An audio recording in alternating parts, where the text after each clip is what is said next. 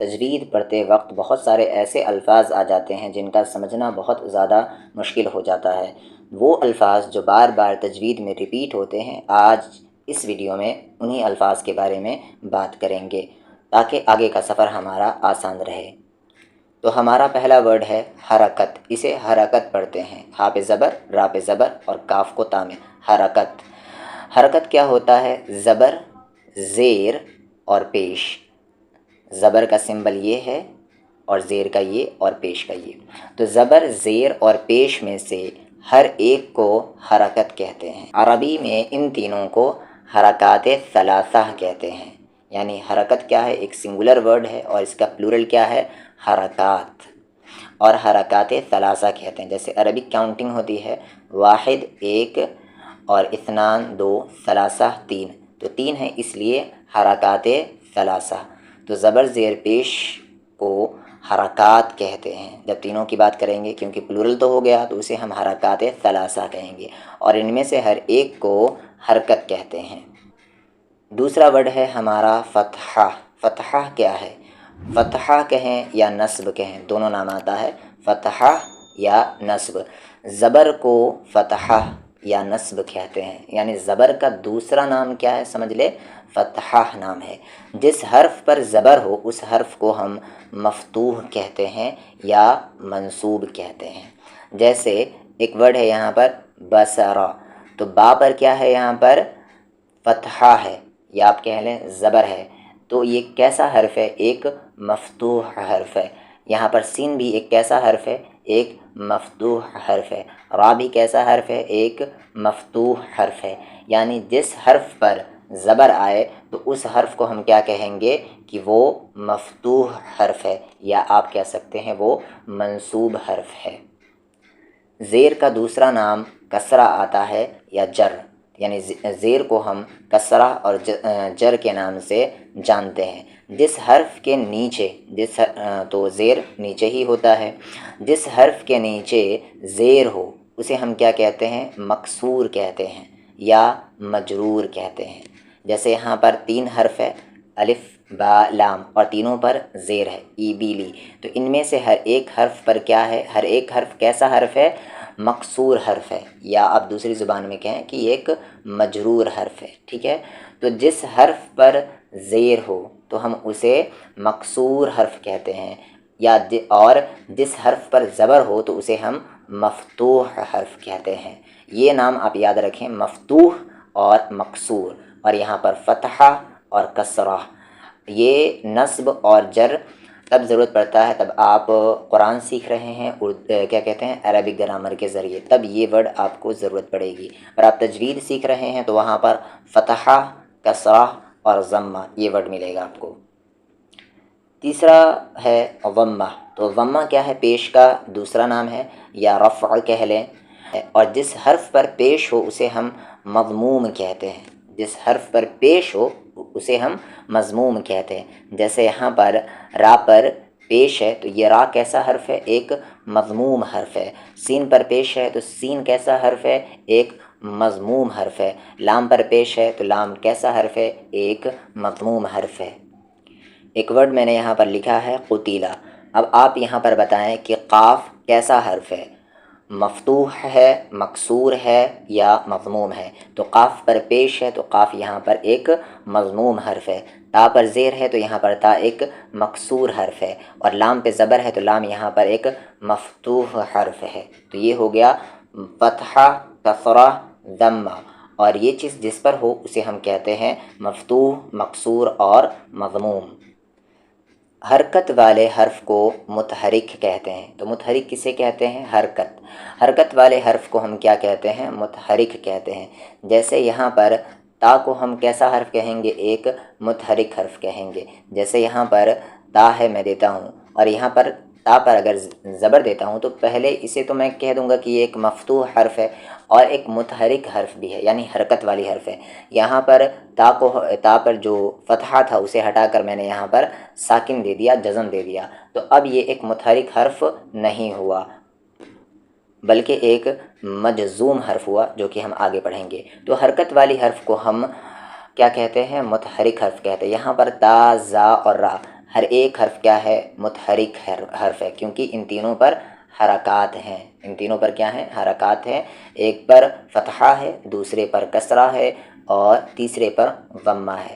سکون کیا ہے؟ سکون جو ہے جزم کا دوسرا نام ہے، سکون جزم کا دوسرا نام ہے، اور جس حرف پر سکون ہو یعنی جس حرف پر جزم ہو اسے ہم ساکن کہتے ہیں یا مجزوم کہتے ہیں۔ جیسے میں نے یہاں پر کہا تھا تا کیا ہے؟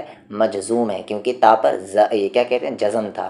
تو جس حرف تو کیا کہا کہ جزم کا دوسرا نام سکون ہے، اور جس حرف پر سکون ہو یا آپ کہیں اپنی زبان میں کہ جس حرف پر جزم ہو اس حرف کو ہم ساکن کہتے ہیں یا مجزوم کہتے ہیں۔ جیسے یہاں پر یہ کیا ہے؟ تا ساکن ہے، یا آپ کہہ لیں تا مجزوم ہے۔ جزم کی 4 شکل آتی ہیں قرآن میں۔ انڈیا اور پاکستان کے یعنی انڈو پاک میں کچھ اور ہوتی ہیں سمبلز اور یہ جزم کی، اور الگ کچھ کنٹریز کی الگ الگ ہوتی ہیں۔ تو اس طرح کے سمبلز آتے ہیں جزم کے، چاہے اس طرح کے ہوں گے، چاہے اس طرح کے ہوں گے، چاہے ایک سرکل بنا ہوا ہوگا، چاہے اسی شیپ میں تھوڑا سا ٹیڑھا رہے گا۔ تو جزم کی بیسیکلی قرآن میں الگ الگ جگہ کے قرآن میں 4 سمبلز آ جاتے ہیں۔ تو ہم لوگوں نے یہاں پر لیا جزم کے بارے میں۔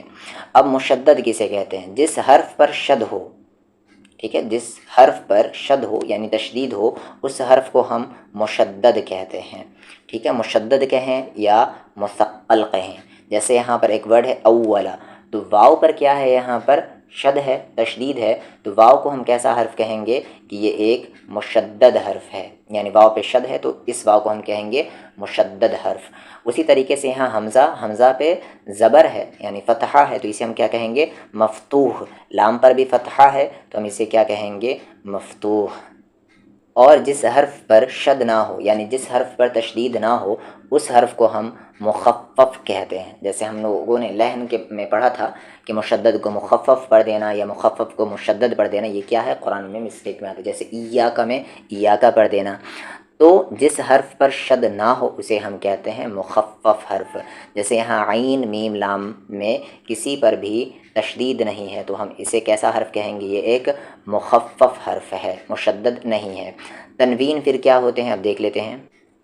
تو 2 زبر 2 زیر اور 2 پیش کو تنوین کہا جاتا ہے۔ 2 زبر 2 زیر 2 پیش کو تنوین کہا جاتا ہے، اور جس حرف پر تنوین ہو یعنی جس حرف پر 2 زبر 2 زیر یا 2 پیش ہو اس حرف کو ہم منون کہتے ہیں۔ کیا کہتے ہیں؟ منون، منون۔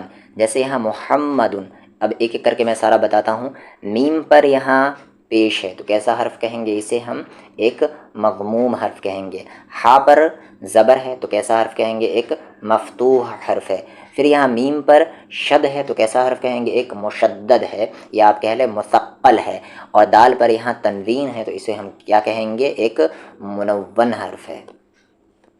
نقطے کے بغیر حرف والے کو، نقطے کے بغیر حرف کو کہتے ہیں محمل، یعنی وہ سارے حروف جس پر نقطہ نہیں ہوتا ان سارے حروف کو ہم محمل حرف کہتے ہیں۔ جیسے یہاں عین پر نقطہ نہیں ہوتا تو ایک محمل حرف ہے، اور ہا پر نقطہ نہیں ہوتا تو یہ ایک محمل حرف ہے، اور بہت سارے ہیں جیسے یہاں پر دال ہو گئے، الف ہو گئے، اور کیا کہتے ہیں ہا ہو گئے، طا ہو گیا، ٹھیک ہے، میم ہو گیا، واو ہو گیا، یعنی وہ حرف جس پر نقطہ نہ ہو اسے ہم کہتے ہیں محمل حرف، اور وہ حرف جس پر نقطہ ہو یعنی نقطے والے حرف کو ہم کہتے ہیں معجم حرف۔ جیسے یہاں پر غین، خا، فا، قاف، ضاد، یہ سارے کیسے حرف کہلائیں گے؟ معجم حرف کہلائیں گے۔ اب بہت امپورٹنٹ ورڈ ہے یہاں پر، ایک ہے تفخیم، قرآن میں لکھا ہوا رہتا ہے تفخیم اور ترقیق۔ تفخیم مطلب ہوتا ہے کسی بھی حرف کو موٹا پڑھنا، وہ فکس ہوتا ہے کہ کون سے حرف کو موٹا پڑھنا ہے، وہ آگے ہم بات کریں گے۔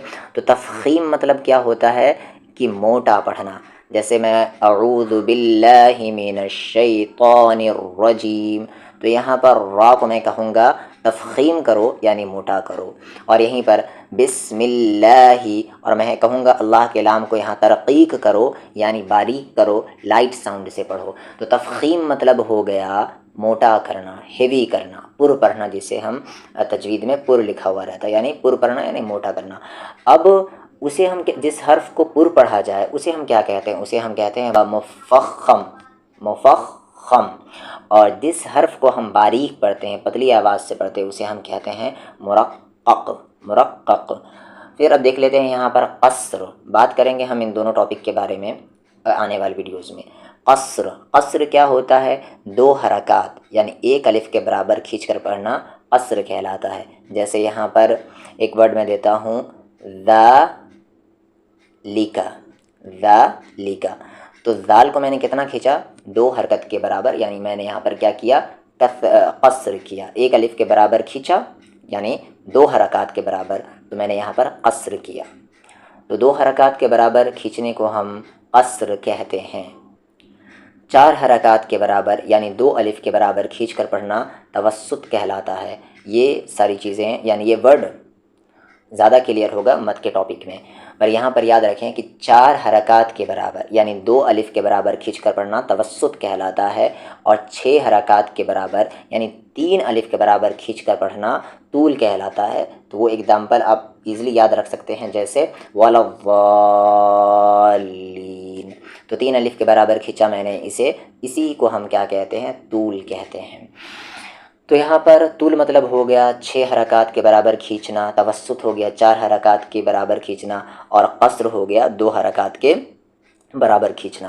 حروف تہجی کیا ہوتے ہیں؟ الف سے لے کر یا تک جتنے بھی حروف ہیں ان سارے کو ہم کہتے ہیں حروف تہجی یعنی الفابیٹ، یا کہا جاتا ہے حروف ہجا، یا کہا جاتا ہے حروف مفردہ، تینوں نام سے جانے جاتے ہیں، حروف تہجی، حروف ہجا یا حروف مفردہ۔ مفردہ مطلب ہوتا ہے سنگل۔